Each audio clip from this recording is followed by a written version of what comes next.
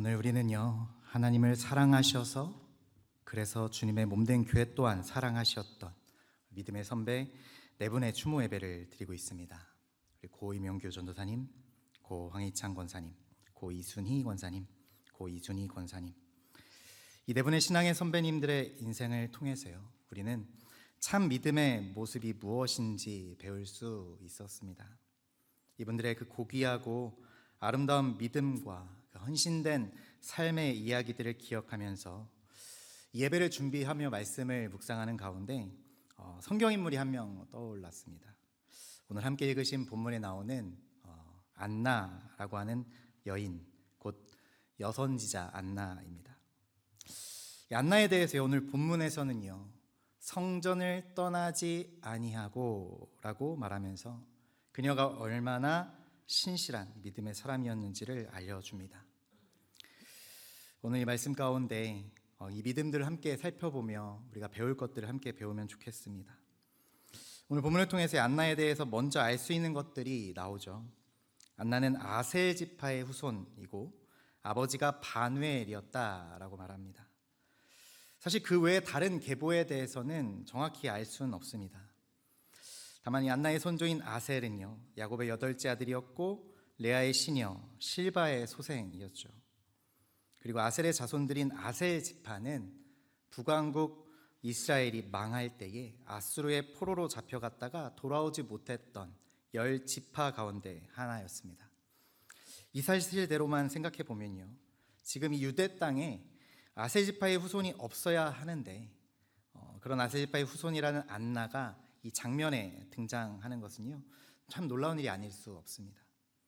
이에 대해서는요, 아셀 지파에 흩어져 있던 남은 자들, 그들이 느부갓네살 왕에게 잡혀간 유다와 베냐민 지파와 연합해서 바벨론에서 포로 생활을 마치고 돌아왔을 것이다 라고 추측하곤 합니다.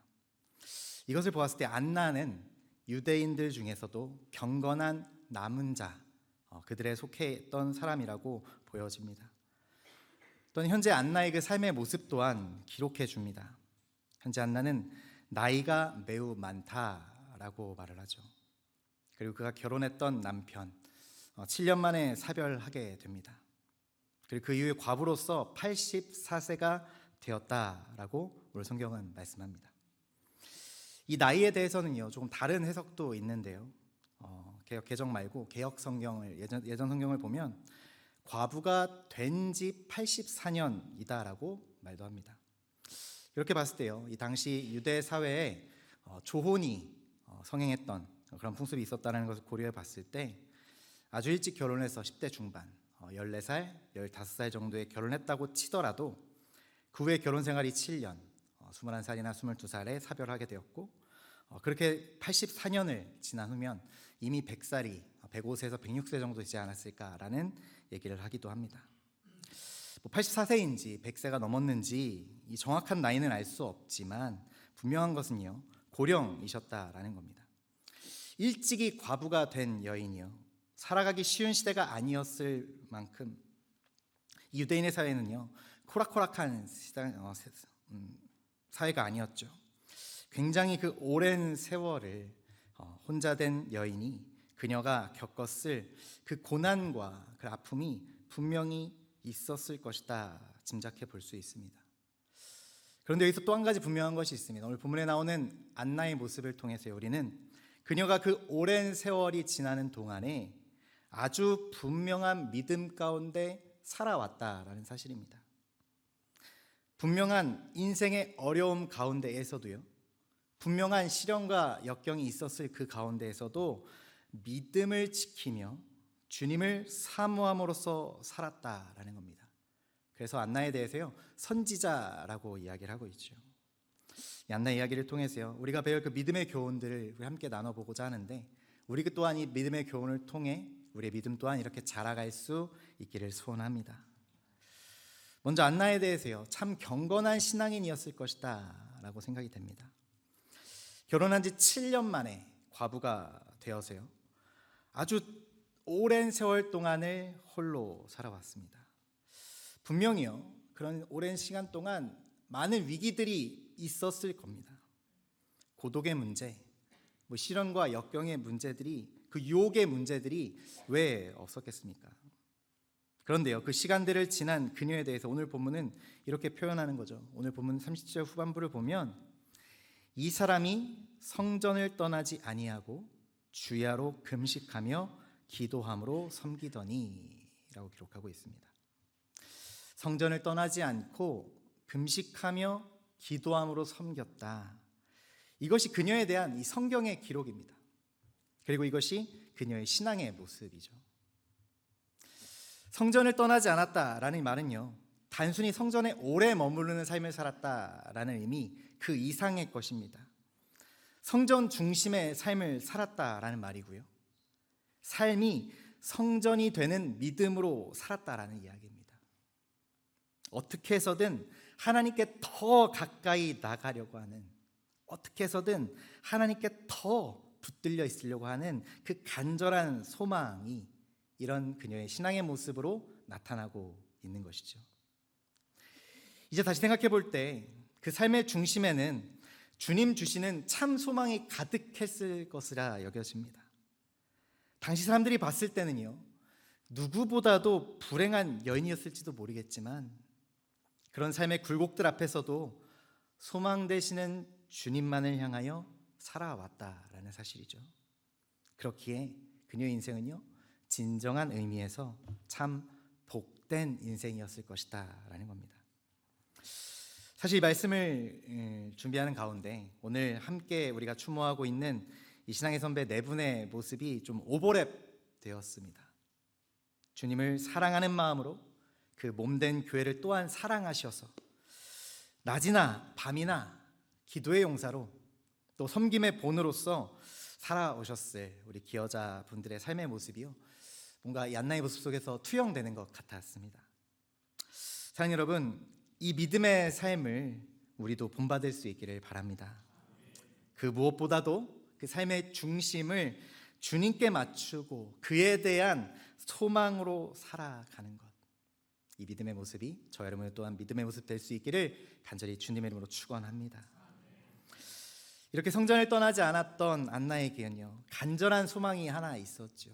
그녀가 대망하던 것, 바로 오실 메시아를 만나는 겁니다. 주님을 바라보고자 했습니다. 메시아에 대한 간절한 소망이 그녀에게는 너무나 강렬했습니다. 유대인들에게 있어서 이 메시아의 오심은 그들의 신앙의 가장 중요한 핵심이었죠. 그런데 예수님께서 오실 이 당시 유대 사회는요, 극히 좀 타락한 상태였죠. 그래서 매우 혼란했습니다. 그러면서 그들이 그렇게도 중요하게 여겼던, 그렇게 중심으로 삼았던 이 메시아에 대한 믿음도, 그 신념도 혼탁해져 버린 상황이었습니다. 어떤 이들은요, 이 메시아가 하늘의 위대한 승리자로 이 땅에 내려올 것이다 라고 믿었고요, 또 어떤 이들은 다윗 왕의 계열에서 유대 왕이 다시금 나와서 그 과거의 다윗 왕의 시절, 그 화려했던 그 영화들, 그 영광들을 회복할 것이다 라고 믿었습니다. 또 어떤 이들은요, 더 나아가서 하늘에서 어떤 초자연적인 힘이 내려올 것이다 라고 여기는 이들도 있었다라고 하죠. 이렇게 메시아에 대한 그 사상이 혼탁한 가운데에서도, 혼란스러운 가운데서도 올바른 그 메시아에 대한 믿음을 가지고 오실 메시아를 간절히 기다리던 사람들이 있었습니다. 일명 땅에서 침묵하는 자들이라고 알려진 이들이었는데요, 그들은 초자연적인 힘이나 폭력적이거나 군사적인 형태의 메시아를 바라보지 않았죠. 메시아가 오시기까지 침묵하며 기도하는 생활을 했고 하나님을 바라보며 조용히 인내하며 기다리는 이들이었습니다. 오늘 우리가 함께 보신 본문 그 바로 앞에 나오는 시므온, 그리고 오늘 함께 나누고 있는 안나가 바로 그들이었다라고 여겨집니다. 안나도요, 오랫동안 침묵하며 기다리는 가운데 그 안에 메시아에 대한 소망을 가득 채워갔고 그 하나님의 때를 기다려왔다는 것이죠. 그리고 오늘 본문에 비로소 마침 이때 그 하나님의 때가 되어 성전에 올라온 아기 예수를 만나게 되었습니다. 이 장면을 통해서요, 우리는 다시 한번요, 이 안나의 인생이 얼마나 복된 인생이었는가를 확인하게 됩니다. 안나는요, 그 주님을, 그 기쁜 소식을, 그 복음을 직접 대면하게 된 겁니다. 그렇게 간절히 바래왔던, 그렇게 대망이었던 주님을 목도하게 되죠. 여러분, 세상을 구원할 메시아, 그 그리스도의 오심을, 그 감격스러운 순간을 직접 보게 되었던 이 안나의 기쁨, 진작이 가시나요? 어쩌면 과부로서 오랜 시간을 혼자 지내오면서 지난날 쌓아왔던 슬픔이나 원망이 그 삶 안에 어느 한켠에는 있었을지도 모르겠습니다. 그러나 이제 이 감격의 순간, 그 모든 슬픔이, 그 모든 지난날들의 아픔들이 그 이스라엘의 구원이 성취되는 것을 보는 기쁨으로 바뀌게 되었다라는 것이죠. 복음 안에서 누릴 수 있는 그 참 기쁨, 그녀를 압도하는 그 기쁨을 누리는 복을 받게 되었다라는 것이죠. 여기서 우리는요, 소망 중에 주님을 바라보는 자들, 주님을 바라보는 그 이들이 받는 복이 어떠한 것인지를 확인하게 됩니다. 사랑하는 여러분, 우리도요, 소망 안에서 그 주님을 바라보며 그 주님을 발견하실 수 있기를 바랍니다. 이 놀라운 복들이 저와 여러분에게 소유되어지고 이 복을 누리며 살아가실 수 있는 우리 모두가 될 수 있기를 간절히 소원합니다. 안나는요, 참 기쁨 가운데, 그 압도하는 기쁨 가운데 지금 충만한 상태가 되었습니다. 근데 한 단계 더 나아가죠. 안나는 자신이 누린 그 참 기쁨, 그 복을 자신만 알고 끝나지 않았다라는 겁니다. 오늘 38절의 말씀에 대해서 이렇게 고백하는데요, 오늘 본문 38절 말씀 가능하시면 함께 다시 한번 읽어보면 좋겠습니다. 본문 38절의 말씀 함께 읽습니다. 마침 이때 나와서 하나님께 감사하고 예루살렘의 속량을 바라는 모든 사람에게 그에 대하여 말하니라. 아멘. 아멘. 하나님이요, 자신처럼 소망이 필요했던 이들에게 자신이 만난 그 복음의 일을요 전한 겁니다. 너무 기쁜 소식을 들은 나머지 그대로 있을 수가 없었겠죠. 아기 예수를 만난 그 감격 가운데요, 나는 하나님께 감사하면서요, 이스라엘의 구원자가, 그 메시아가 오셨음을 사람들에게 말합니다. 이제까지 오랜 침묵 가운데 조용히 인내하며 기다렸었더라면 이제 아기 예수의 오심을 발견한 이후에는요, 그 감격과 환희가 가득 차서 크게 소리 지르며 소리 높여서 만방의 기쁜 소식을 전하고 있는 겁니다. 이스라엘의 위로로 오신 아기 예수에 대해 모든 사람들에게 소개하고 증거하는 것이 오늘 본문의 장면이죠. 여러분, 이것이 안나의 믿음이었습니다. 자신이 만난 아기 예수, 그 복음의 기쁜 소식을 그 모든 사람들도 알았으면, 다른 사람들도 모두 알기를 원해서 힘써 증거하는 겁니다. 좀 상상해 보게 됐습니다. 환희에 가득 찬 이 고령의 여인이 힘써 소리 지르며 예루살렘을 곳곳을 돌아다니는 그 모습을 상상해 보게 됐습니다. 그리고 모습을 상상해 볼 때 그렇게 일평생을 주님만을 사모하며 또 바라보시고 또 복음을 힘써 전하고 또 복음대로 살아가셨던 우리 네 분의 신앙의 선배님들의 모습이 또한 겹쳐 보이는 것 같았습니다. 이 아름다운 믿음으로 일평생을 사셨던 이 네 분의 기여자분들, 고 이명규 전사님, 고 황희찬 권사님, 고 이순희 권사님, 고 이순희 권사님, 이분들께서요, 그렇게 살아오셨던 그분들의 삶이 얼마나 복된 삶이셨었는지를 다시금 확인해 보는 것 같았습니다.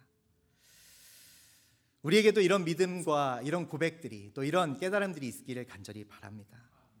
이제 이분들을 기리며 돌아보는 우리의 믿음도요, 이렇게 될 수 있으면 좋겠습니다.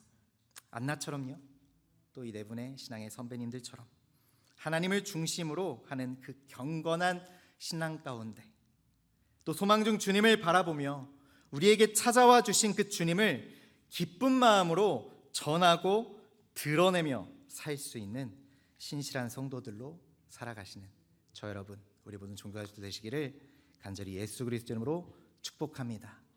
우리 네 분의 신앙의 선배님들을 기리며 추모하는 우리 예배 가운데 이 믿음의 삶이 우리 안에 다시 한번 결단되어지고 또 우리 또한 참 소망 가운데 힘차게 나아가실 수 있기를 바랍니다.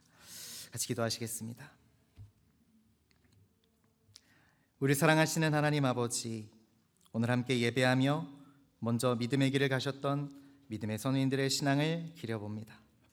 하나님 앞에 순전하여 주님만을 바라보셨고 자신의 모든 것을 내어드리셨던 그 신앙을 기억하며 우리도 믿음 안에서 순전한 자들로 살아가게 하여 주옵소서. 이제 살아간 우리의 삶이 소망 중 주님을 바라보며 마지막까지 충성된 성도로서 살아갈 수 있도록 우리를 인도하여 주시옵소서. 우리에게 참 소망 되어 주신 예수 그리스도 이름으로 기도드립니다. 아멘.